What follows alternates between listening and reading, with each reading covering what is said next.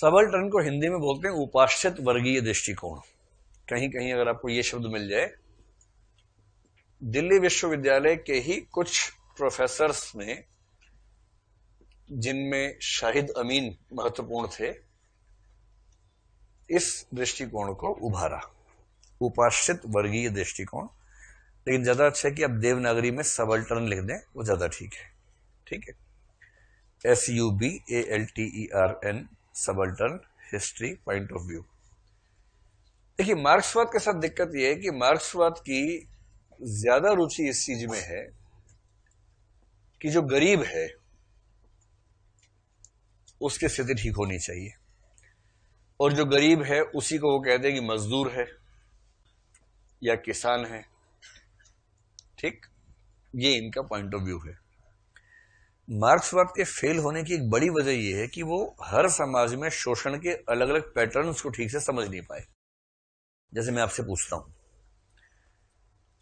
भारत में एक ऐसा मजदूर जो दिन भर में 200-250 रुपए कमा लेता है, और नरेगा आने के बाद तो कमा ही लेता हो आमतौर पर, ठीक है, वो ज्यादा शोषित है, या एक ऐसी औरत जो अपने घर में हाउसवाइफ के रूप में काम करती है गांव में, और जिसके पति और ससुराल के लोग उसका जरा भी सम्मान नहीं करते हैं? इनमें से ज्यादा शोषित कौन है? औरत है। क्या ऐसा हो सकता है कि कोई औरत जो मध्य वर्ग या उच्च वर्ग की हो, वो निम्न वर्ग के पुरुष के तुलना में ज्यादा परेशान हो? हाँ या ना? हो सकता है। और ऐसा बहुत रेयर है या सामान्यतः ऐसा हो सकता है? सामान्यतः ऐसा हो सकता है। फिर एक ऐसा मजदूर जो उच्च जाति का है और अपने काम चलाऊ पैसे कमा लेता है, उसकी तुलना में एक ऐसा व्यक्ति जो दलित है या ट्राइबल है, जनजातीय व्यक्ति है, कमाई उसकी भी उतनी ही शायद। इनमें से ज्यादा शोषण किसका होगा? जो दलित होगा या आदिवासी होगा। और इसका मतलब यह हुआ कि आप केवल गरीबों के शोषण की बात करके समाज के हर वर्ग को टच कर नहीं पा रहे। इसलिए मार्क्सवाद पहला ऐसा बड़ा आंदोलन था जिसने वंचित वर्गों के सवाल को उठाया, पर उसने वंचित वर्ग की परिभाषा केवल गरीब के रूप में की, और यह मार्क्सवाद का सबसे बड़ा फेलियर साबित हुआ।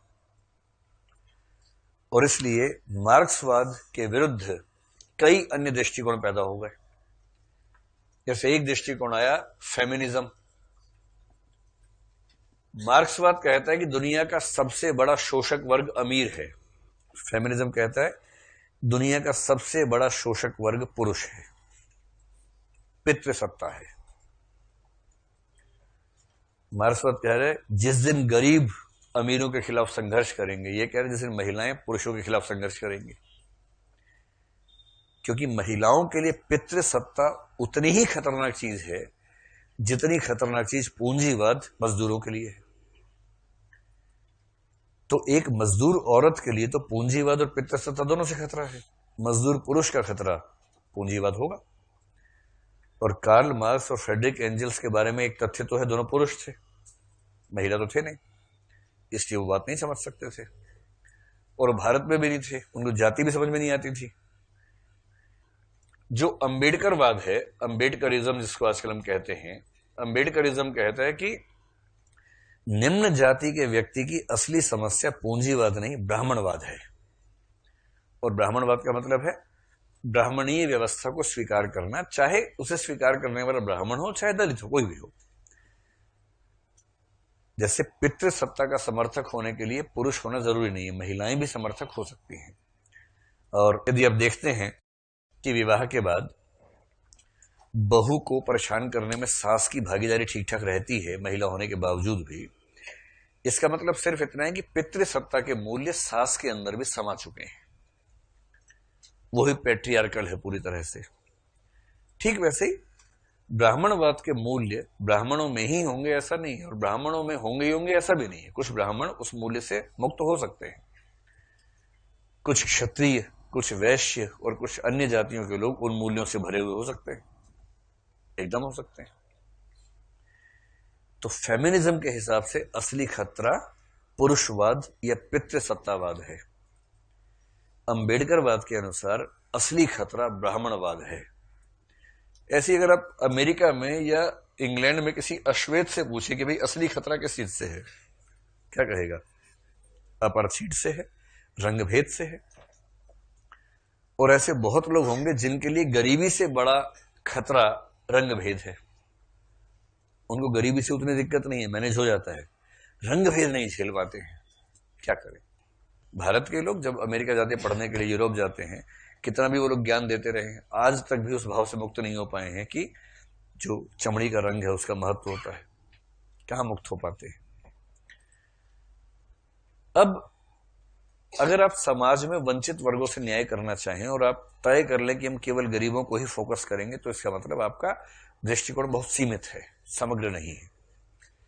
सबल्टर्न अप्रोच का मतलब यह होता है कि किसी भी तरह से शोषित व्यक्ति को साथ में लेके आओ, सभी शोषितों, वंचितों और कमजोरों को मुख्य धारा में लाने का प्रयास करो, केवल गरीबों पर ध्यान केंद्रित मत करो।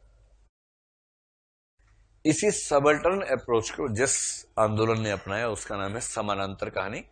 समानांतर कहानी के समर्थकों ने इस शब्द का प्रयोग नहीं किया है, इस्तेमाल नहीं किया है, इसलिए आप अगर करेंगे भी तो ये मत कहना कि कमलेश्वर ने इसका प्रयोग किया। आप कहिए कि कमलेश्वर जो कहना चाह रहे हैं वह वही है जिसे शाहिद अमीन सबल्टर्न अप्रोच कहते हैं। शाहिद अमीन का नाम लिख लीजिए, दिल्ली विश्वविद्यालय के बहुत प्रसिद्ध प्रोफेसर हुए हैं। इस अप्रोच को डेवलप करने में बड़ी भूमिका कई लोगों की है, उनमें से एक भूमिका शाहिद अमीन साहब की भी है। और हिंदी कहानी के इतिहास में समानांतर कहानी आंदोलन का सूत्रपात किसने किया है? कमलेश्वर ने किया है। और ये कमलेश्वर कौन से वाले कमलेश्वर हैं? कौन सी कहानी इनकी पढ़ी आपने? खोई हुई दिशाएं, वही कमलेश्वर है। कमलेश्वर नई कहानी के सूत्रधार भी थे और समानांतर कहानी के सूत्रधार भी हैं। नई कहानी में दो के साथ थे, इसमें अकेले हैं। 1972 और 1974 के बीच में ये आंदोलन शुरू हुआ। सारिका नाम की एक पत्रिका का ध्यान रखिएगा, सारिका पत्रिका में कुछ लेख लिखे और बाद में लगातार 10 अंक निकाले समानांतर कहानी विशेषांक के नाम से 1974 में। तो 1972 से 1974 तक के बीच में सारिका पत्रिका के माध्यम से इस आंदोलन का सूत्रपात हुआ। और इस आंदोलन के केंद्र में अगर एक वाक्य में कहना कौन है? साधारण मनुष्य है, बस साधारण मनुष्य, जिसको हम यहां पर क्या बोल रहे हैं? शोषित, वंचित व्यक्ति। तो साधारण मनुष्य। और एक बात ब्रैकेट में क्या समझ लेनी है, ये प्रगतिवादियों और जनवादियों के इस विचार से सहमत नहीं है कि हमें केवल मजदूरों पर ही ध्यान देना चाहिए। केवल मजदूर नहीं चलेगा, केवल किसान नहीं चलेगा, उसके साथ महिलाएं भी जो वंचित है अपने घर के अंदर वो भी चाहिए। जो दलित है, जो पिछड़ी जाति का व्यक्ति है, जिसको शोषण झेलना पड़ता है, जिसका रंग साफ नहीं है, उसको रंग भेद झेलना पड़ता है हमारे इलाके में, वो भी शामिल होना चाहिए। वैसे आपकी राय में रंग भेद अमेरिका की समस्या है, भारत की भी है? हाँ, है ना। कई लोग बोलते हैं रंग भेद तो अमेरिका में होता है, भारत में नहीं होता। और हमारे देश में विवाह के विज्ञापन में सबसे पहला शब्द होता है गोरी, दूसरा स्लिम। ये दो शब्द आते ही आते हैं। कन्या कैसी है? गोरी है, स्लिम है, सुंदर है। उसके बाद पढ़ाई लिखाई की है या नहीं किया तो गौण बातें हैं। असली बात तो गोरी, स्लिम, सुंदर, बस फिर पढ़ाई की बात आएगी। और उसके बाद मूर्ख कहते हैं कि रंगभेद भारत में नहीं होता है। आपके भगवान जी परेशान है, राधा क्यों गोरी, मैं क्यों काला, और आप कह रहे हैं रंगभेद हमारे समाज में नहीं होता है। घोर नस्लवादी लोग हैं हम लोग अपनी मूल प्रकृति में, घोर नस्लवादी।